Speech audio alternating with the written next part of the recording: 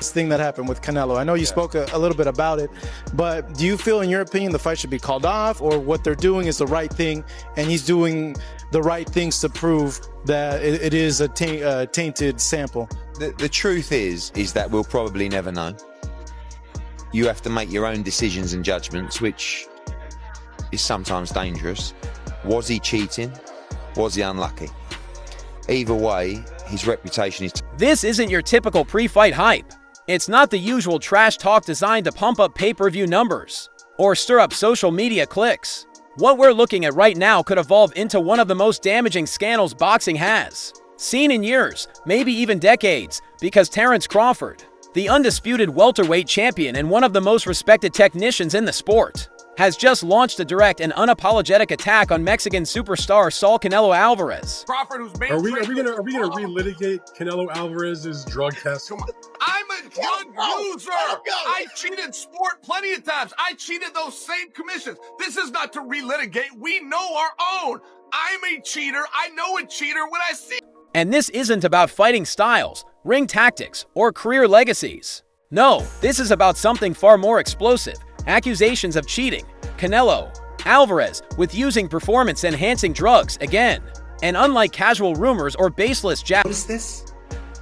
Well, I actually did some digging and confirmed many members of the boxing media have been paid off by certain people and essentially muzzled. I mean, these are the facts.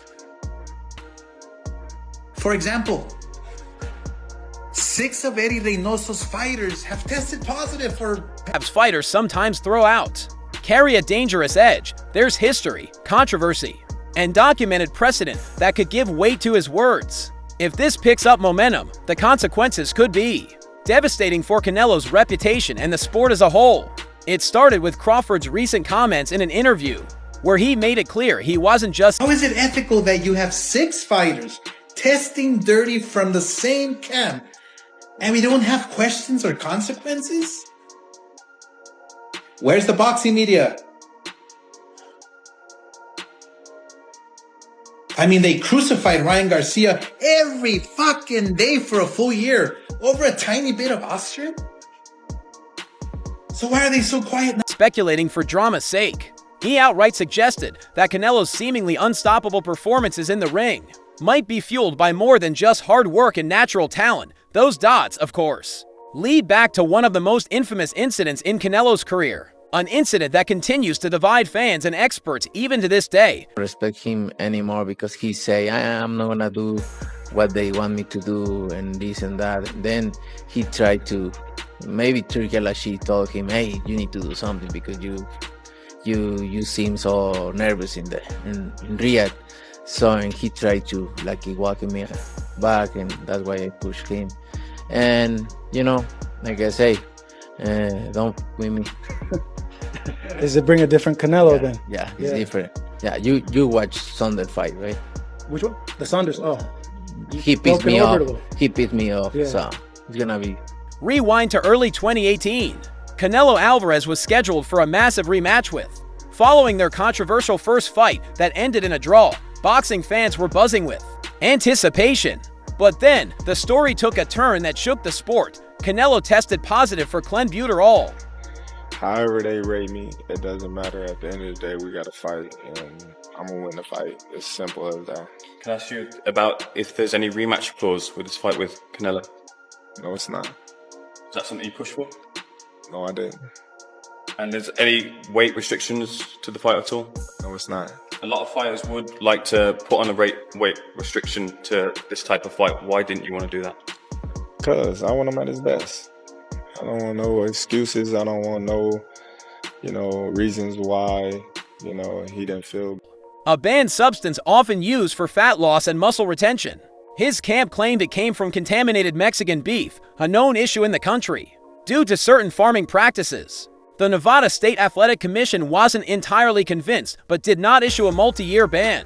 Instead, Canelo was suspended for 6 months. Canelo was 100% confident in himself. I don't know why he wouldn't fight me, especially since, seeing that everybody in his team is on steroids, which means including him, so he never got off. You think he's on steroids? Of course. How does 5? You saw De La Hoya call him out. How do 5 people out of your out of your camp get tested positive for steroids. You know what I mean? No, all those fucking dudes in that camp.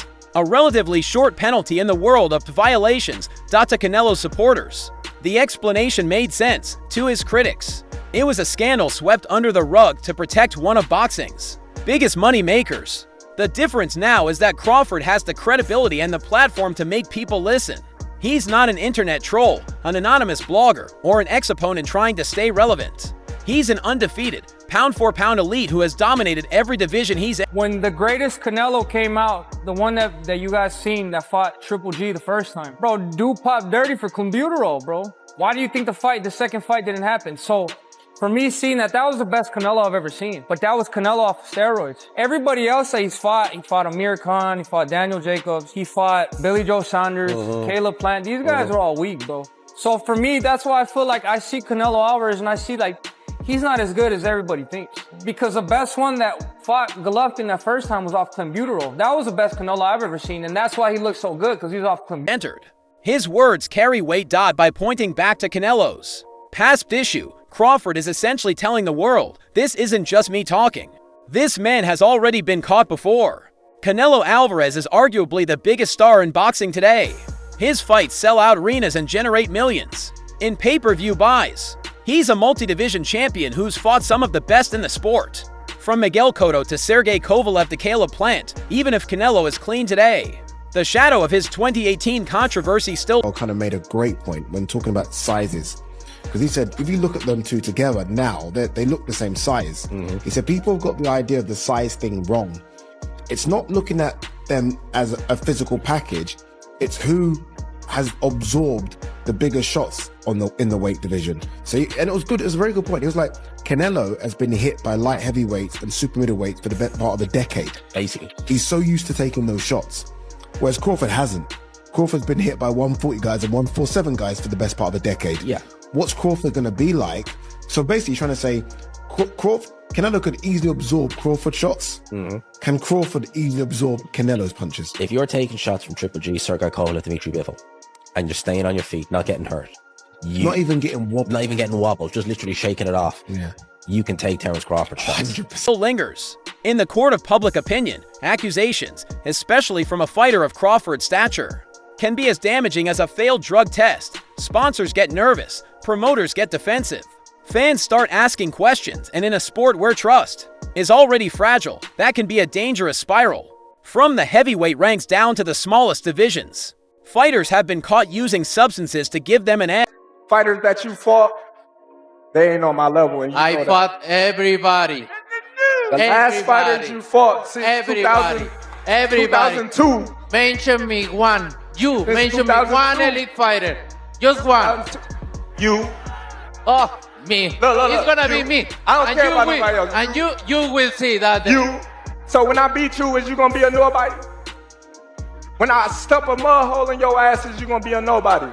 Things everybody else been saying since I moved to 147, I ain't fought nobody.